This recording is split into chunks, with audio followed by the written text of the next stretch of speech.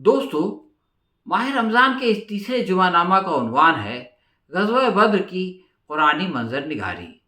इरशाद रब्बानी है, याद करो वो मौका जबकि अल्लाह तुमसे वादा कर रहा था कि दोनों ग्रोहों में से एक तुम्हें मिल जाएगा।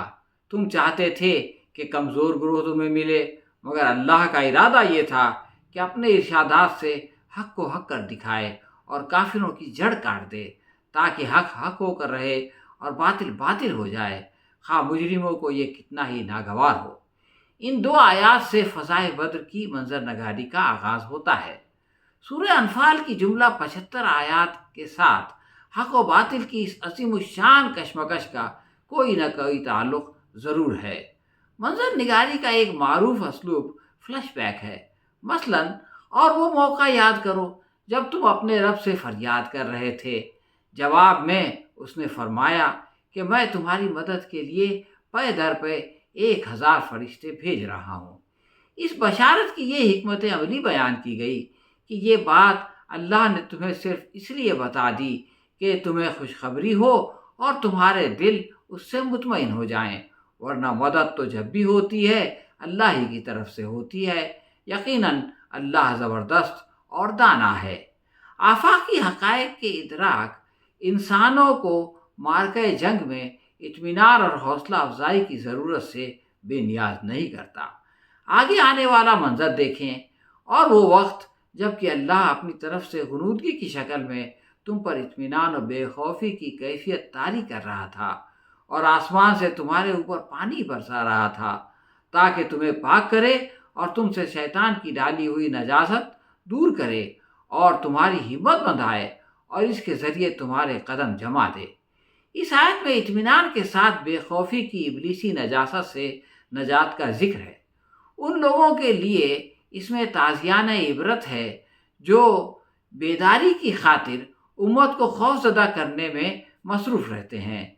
इसके बरक्स यहाँ पर हिम्मत बंधाने और जज्बे इस्तिकामत के फ़रोग़ की तालीम दी गई है। आगे वाले मंजर में फरमाया, और वो वक्त जबकि तुम्हारा रब फरिश्तों को इशारा कर रहा था कि मैं तुम्हारे साथ हूँ, तुम अहले ईमान को साबित कदम रखो, मैं अभी इन काफिरों के दिलों में रोब डाले देता हूँ। यानी मुखालिफिन से मरूब होने के बजाय उन पर रोब डालना मतलूब है। रमज़ान एहतसाब व जायज़े का भी महीना है, इसलिए हमें अपने गिरेबान में झांक कर देखना चाहिए कि अपनी तकरीर और तहरीर से हम उम्मत को दुश्मन की मरूबियत का शिकार कर रहे हैं या मुखालिफिन पर रोब डाल रहे हैं। दौर आजमाइश का नक्शा इस तरह खींचा गया है कि याद करो वो वक्त जबकि तुम थोड़े थे, ज़मीन में तुमको बेजोर समझा जाता था, तुम डरते रहते थे कि कहीं लोग तुम्हें मिटा न दें।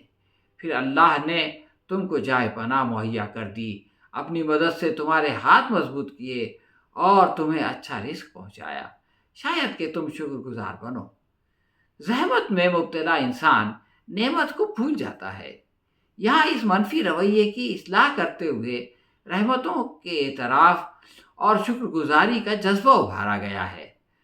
मुश्किल हालात में उम्मत को तैयार करने के लिए हिकमत अमली का इस आयत में मुलाहिज़ा फरमाएं। और याद करो वो वक्त जबकि ए नबी सल्लल्लाहु अलैहि वसल्लम खुदा उनको तुम्हारे ख्वाब में थोड़ा दिखा रहा था। अगर कहीं वो तुम्हें उनकी तादाद ज़्यादा दिखा देता तो ज़रूर तुम लोग हिम्मत हार जाते और लड़ाई के मामले में झगड़ा शुरू कर देते, लेकिन अल्लाह ही ने इससे तुम्हें बचाया।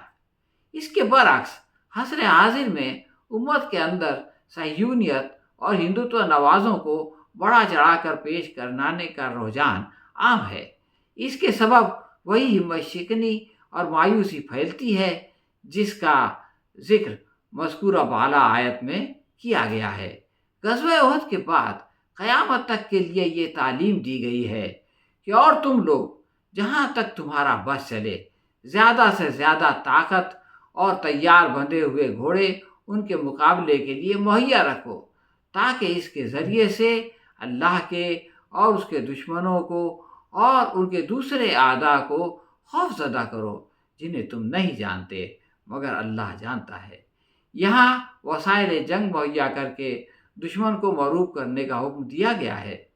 دشمن کی تعداد سے پریشان ہونے والوں کی اصلاح کے لیے فرمایا گیا، اے نبی صلی اللہ علیہ وسلم، مومن کو جنگ پر ابھارو۔ اگر تم میں سے 20 آدمی صابر ہوں تو وہ 200 پر غالب آئیں گے، اور اگر 100 آدمی ایسے ہوں تو منکرین حق میں سے 1000 آدمیوں پر بھاری رہیں گے، کیونکہ وہ ایسے لوگ ہیں جو سمجھ نہیں رکھتے۔ آگے رعایت دیتے ہوئے فرمایا، اچھا، اب اللہ نے تمہارا بوجھ ہلکا کیا اور اسے معلوم ہوا کہ ابھی تم میں کمزوری ہے، بس اگر تم میں سے 100 آدمی صابر ہوں تو وہ 200 پر، اور 1000 آدمی ایسے ہوں تو 2000 پر اللہ کے حکم سے غالب آئیں گے، اور اللہ ان لوگوں کے ساتھ ہے جو صبر کرنے والے ہیں۔